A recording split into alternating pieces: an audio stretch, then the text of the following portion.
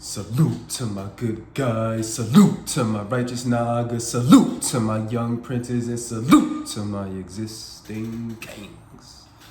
Hope y'all fellas are doing good, man. It's your brother, DZ Level Up. Yo, man, I know it's been a minute since I touched base with you guys, it's been probably like almost 2 weeks or so. But yeah, man, in that last video, I did say that I wanted to continue on this esoteric NoFap or sea retention video series, going through the book called The Coiled Serpent, A Philosophy of Conservation and Transmutation of Reproductive Energy. So I was, checking out this section in the book, because I think there's like 3 parts of the book, the way that they divide it up. And this section right here is called Mysticism. And I found it pretty eye-opening. So I want to just read off and then give my little commentary about how it applies in our current day. All right, so it says, a mystic is one who in intense devotional contemplation reaches up to union with the divine. Mysticism is an entirely spiritual activity. The business of the mystic is to remake his entire personality in the interest of his spiritual self. He must become spiritual, and for this purpose, he must attain an uncommon purity of life. The self must be purged of its devotion to sense, because only when the tumult of the senses is stilled can the eternal wisdom be revealed to the one who seeks mystic communion. Therefore, the purification of the senses is the first stage of mystic life. A life of strict asceticism has seemed the only way by which the carnal self could be purged. For this reason, genuine mysticism cannot exist without asceticism. In order to still the impulses of the senses, the mystic must adopt ascetic practices, oft very vigorously at first, as the preliminary training for a larger spiritual life. And he must normally continue some of those practices because the spiritual exaltation, which is a part of the mystic's life, would be impossible without asceticism. The highest degree of spiritual exaltation are hardly conceivable without prolonged mortification of sensual appetites. Therefore, all the great mystics observed strict continence. True mysticism has nothing whatever to do with sexuality. The true mystic has risen above sex to the planes where sex is not. The mystic manuals show that for spiritual education, the sexual libido must be withdrawn from its original use. All the writings by mystics bring out the necessity of spiritual purity in their quest. Like most of the literature of their time, the language of the dissertations is usually dull and involved, but some of the clearest of their own statements follow. No one can be enlightened unless he be first purified. And purity is this, that a man withdraws from all unchaste deeds in whatever manner they may be. For unchastity in actions takes away the purity of the body. Unchastity in thoughts takes away the purity of the soul.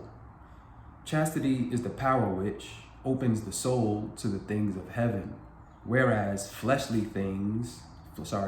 likings take a man far from the clear sight of spiritual things. Animal man merely gratifies an animal desire and knows nothing of the delight of spiritual essences. Only by annihilating and subduing the passions can the understanding become divine. People think that we are in pain and great penance, but we have more true delight in a day than others have in the world all their lives. Spiritual comforts exceed all the delights of the world and all the pleasures of the flesh. Even although abstinences give some pain to the body, yet they so lessen the power of bodily appetites and passions, and so increased our taste for spiritual joys, that even the severities add to the enjoyment of our lives. No bodily and fleshly pleasure can ever take place without spiritual loss. Even A longing after sensual pleasures is inapt for spiritual enjoyments. Hence, we must purify ourselves from the affections which we have to venial acts. For these affections weaken the powers of the spirit.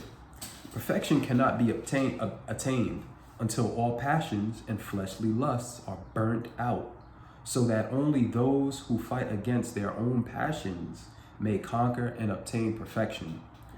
All who follow the lust of the flesh are dead in soul.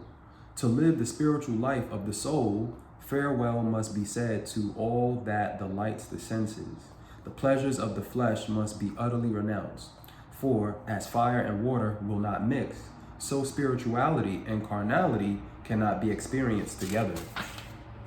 All these quotations are from Christian mystics only, but mystics have existed in every religion and also independent of established forms of religion.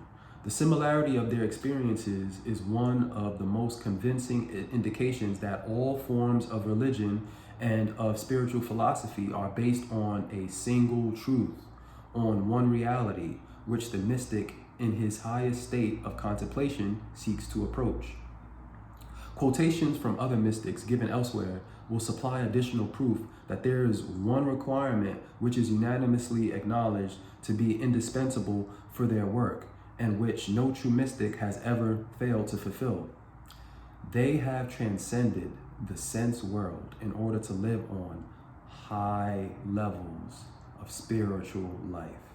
The mystics often may have been one-sided in their concentrated effort to reach a spiritualized consciousness, but just as all others who have aspired to spiritual heights, they have recognized the great transmutability of the sexual libido. I'm going to repeat that again. But just as all others who have aspired to spiritual heights, they have recognized the great transmutability of the sexual libido. And they have exemplified it as the most essential need for spiritual development, not only to mystics, but to all who seek to acquire greater and lasting happiness through higher evolutionary attainment. Applies the rule that within oneself, animal man must be killed to make room for the spiritual man. And that ends that section.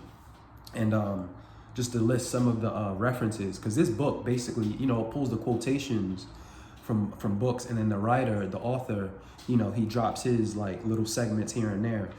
But yeah, some of the references were, I got Mysticism, written by Underhill. Then I got Mysticism and Modern Life by Buckham. Early Mysticism, I'm gonna just read off the other ones. Man in the Unknown, Mystics of Islam, Philosophy of the Unconscious, Regenerative Power, what's another one? The Scale of Perfection, The Form of Living, so on and so forth. But yeah, so mysticism, like, and asceticism. Asceticism, basically that's like, where I view it, the definition are basically like, kind of like monks, kind of like, hermits in a way. Like they kind of just like go off. They don't really indulge in, typical modern life. Or I should say, historically, they didn't delve into the usual life practices that everybody else were doing. They kind of like was like, hey, y'all got that.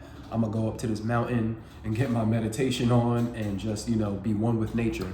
Now that's kind of like old school ancient, but like in the modern world, the modern way, kind of like getting on the discipline of seed retention, it kind of puts us in that like aesthetic or hermit framework, because, when we get on like longer streaks and, we start to get more in tune with our spirit, because just like how this section mentioned, the spirituality and the carnality, they don't mix well. It's kind of like, fire and water. They don't mix, hot and cold, they don't mix.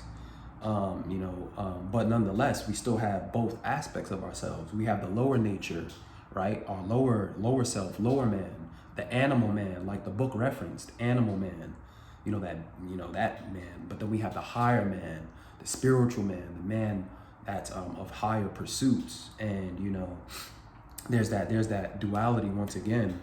But in the modern world, when we get on those long streaks, right, we start to get away from the normal happenings, right?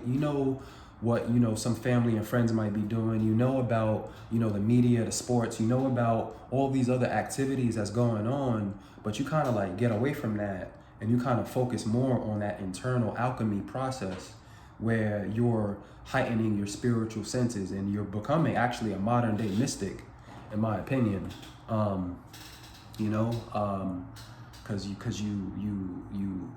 the lust, that doesn't really affect you as much when you're so fixated on improving on a spiritual aspect.